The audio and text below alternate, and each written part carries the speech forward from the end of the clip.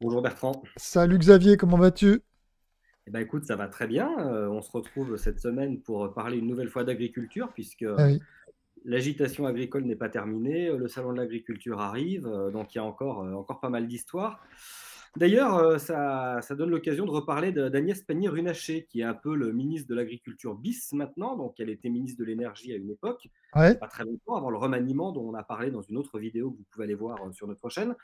Et maintenant, elle est ministre de l'Agriculture bis. Alors, qu'est-ce que tu peux nous dire sur ce qui se passe en ce moment avec Agnès Pannier-Runacher? Oui, alors effectivement, je voulais parler d'Agnès Pannier-Runacher parce qu'elle a été d'abord au ministère de... alors je ne sais plus exactement d'ailleurs, elle était au ministère de l'écologie, puis elle est passée surtout ministre en charge de l'énergie. Et donc, son action a beaucoup été saluée parce qu'elle a fait un travail notamment au niveau européen pour faire, euh, comment dire, pour faire reconnaître le nucléaire comme une énergie, si tu veux, bas carbone, ce qu'elle est d'ailleurs, et donc qu'elle soit, au même titre que des énergies renouvelables, si tu veux, considérée comme une énergie verte. Je fais ça grossièrement, mais en gros, c'est ça. Et son action a été saluée. Et donc, elle était un peu le Sherpa du gouvernement, comme ça, à Bruxelles.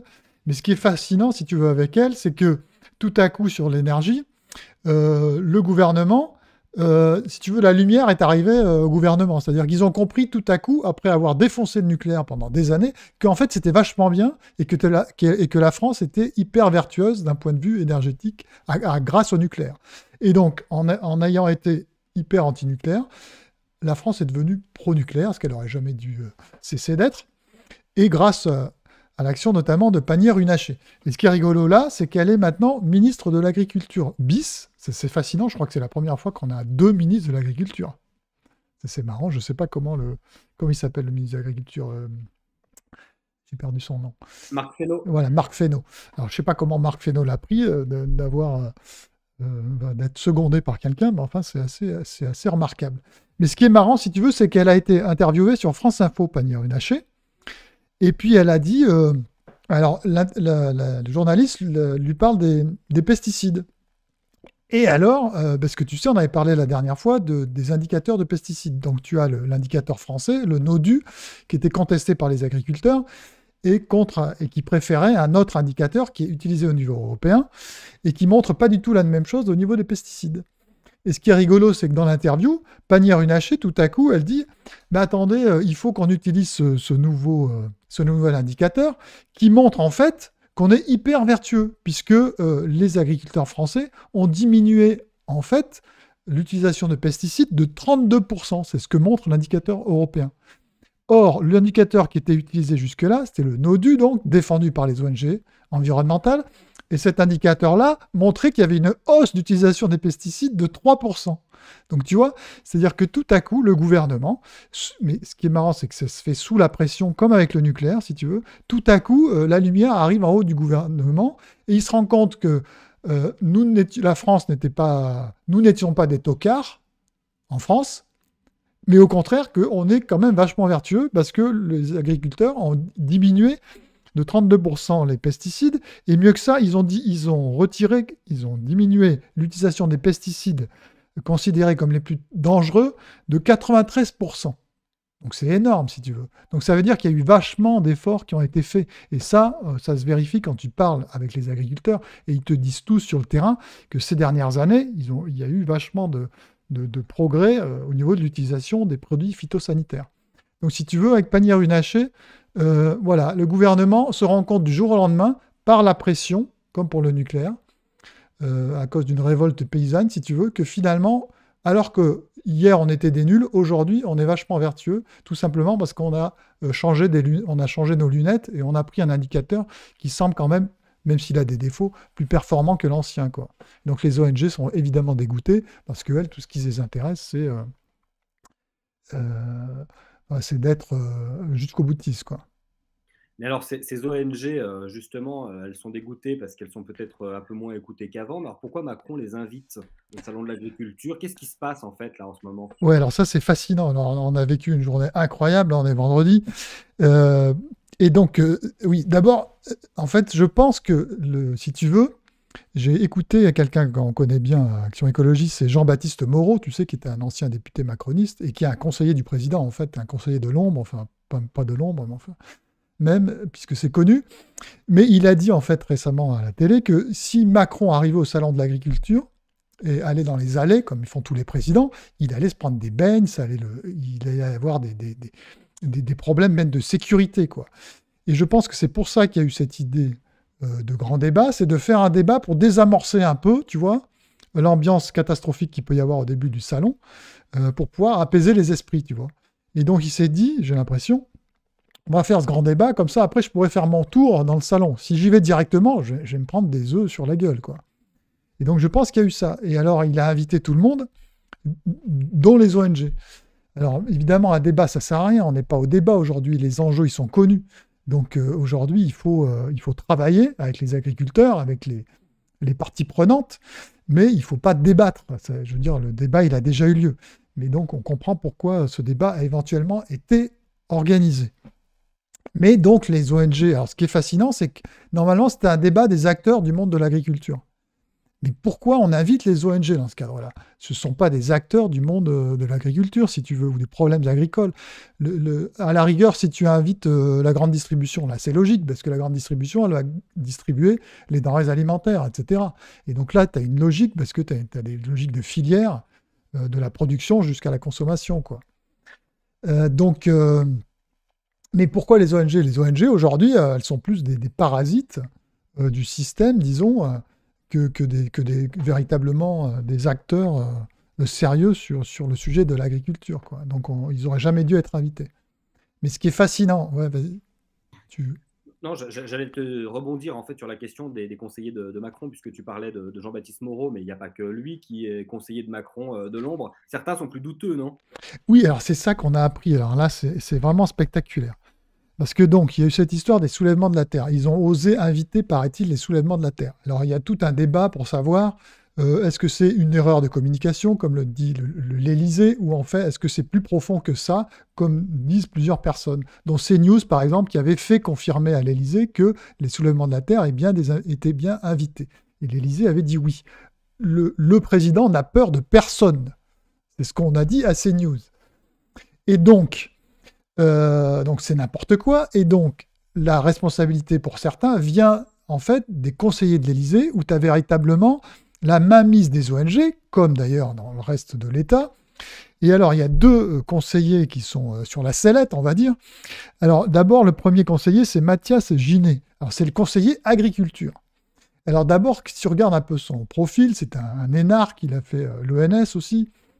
Et puis, si tu regardes son parcours, c'était quand même surtout agriculture et climat, quoi. Et donc, c'est vraiment le mec plus intéressé par le climat que par l'agriculture. En tout cas, il s'est intéressé à l'agriculture, on dirait, par le biais du climat. Et donc, il veut, évidemment, mettre l'agriculture sous coupe réglée de l'agenda écologique, quoi.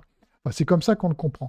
Mais ce qui est encore plus fascinant et significatif, c'est que ce Mathias Ginet, ça on l'a appris grâce à un article du Point fait par l'excellente Géraldine Vosner, où elle raconte qu'en fait, il est sous la responsabilité de Benoît Faraco, qui est, lui, responsable du pôle, écoute bien, environnement, je crois, agriculture, transport, logement.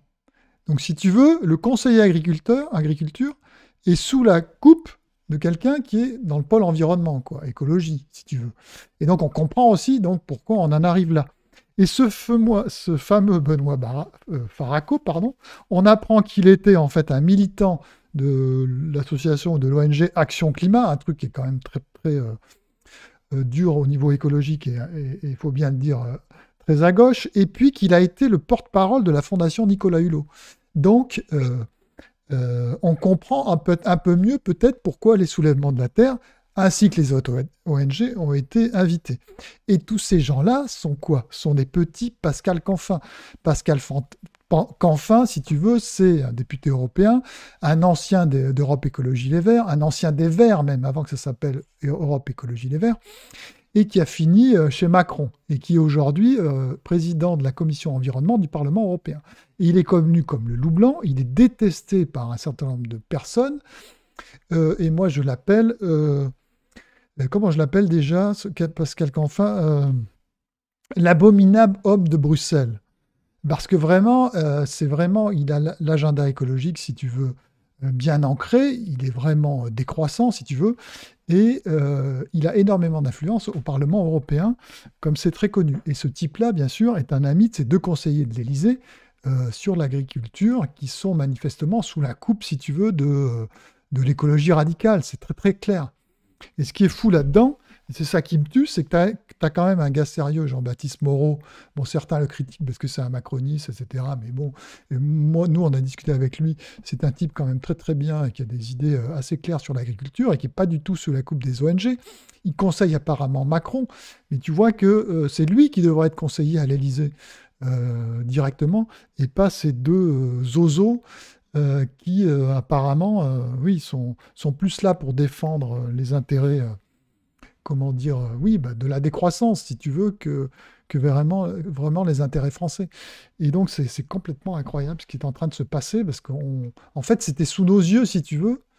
Et donc, ce que je voudrais dire peut-être pour finir, c'est que, si tu veux, qu'est-ce qu'on voit? C'est qu'à chaque fois, les thèmes agricoles sont sous la coupe de l'écologie radicale, que ce soit au ministère de l'écologie aujourd'hui en France, euh, que ce soit au niveau européen, puisque tu as un vice-président de la Commission européenne, comme je l'ai déjà dit, qui, euh, qui dirige un groupe dans lequel il y a le commissaire à l'agriculture, le commissaire au transport, etc. Donc tu vois, l'écologie, l'agenda écologique décroissant commande des groupes dans lesquels il y a les autres sujets, si tu veux. Donc hiérarchiquement, ils sont en dessous. Ça se trouve à l'Europe. On le trouve au niveau du ministère de l'écologie, comme je l'ai dit, puisque le ministère de l'écologie, il a pas l'agriculture, pas encore, mais presque, mais il a aussi les transports et le logement. De même qu'on se rend compte qu'à l'Élysée, ce même modèle existe, puisque le conseiller agriculture est sous l'égide du conseiller environnement écologie, si tu veux. Et on retrouve le même modèle, j'allais dire, institutionnel, systématisé partout, à tous les étages. Et c'est ça qui ne va pas. Et c'est notamment ça. Et donc il faut changer d'état d'esprit, il faut libérer les domaines de l'action publique des idéologues écologistes radicaux. Et donc, il faut qu'institutionnellement, le thème de l'agriculture soit au même niveau que le thème de l'environnement, que le thème des transports soit au même niveau que le thème de l'environnement, de l'agriculture, etc. Tu vois, qu'il n'y ait pas une espèce de hiérarchie qu'on retrouve à tous les étages. Eh ben, merci beaucoup Bertrand pour cette mise au point indispensable sur ce qui, comment dire, parasite un petit peu la question de l'agriculture en ce moment. Ouais, Donc je te remercie. Je rajouterai juste un truc, c'est qu'on a beaucoup parlé des soulèvements de la terre, mais je trouve que c'est l'arbre qui cache la forêt, parce qu'il était tout aussi scandaleux d'inviter les ONG environnementales. À un moment donné, ça suffit. Je pense que ce sont des organisations qui font trop de mal, et on a caché ça avec les soulèvements de la terre. On n'aurait pas dû aussi, parce que elles sont aussi jusqu'au boutiste. Donc ça suffit, quoi. oui, elles servent un peu d'épouvantail. Quelque part, on déplace la fenêtre d'Overton en légitimant quelque part celles qui sont un peu plus modérées, en invitant les pires. Voilà, c'est toujours une technique éprouvée, classique. Eh Voilà. bien, merci beaucoup Bertrand. Alors, Bah de rien. pour finir, on va dire qu'il faut s'abonner à la chaîne, liker la vidéo, commenter si vous avez quelque chose à dire sur les propos qui ont été tenus. Si vous Voilà. voulez défendre les ONG face à Action écologique qui ne les aiment pas beaucoup, n'hésitez pas à nous le dire. Et si vous êtes d'accord avec nous, n'hésitez pas à nous le dire non plus. Voilà. À bientôt. Abonnez-vous. À Salut. bientôt.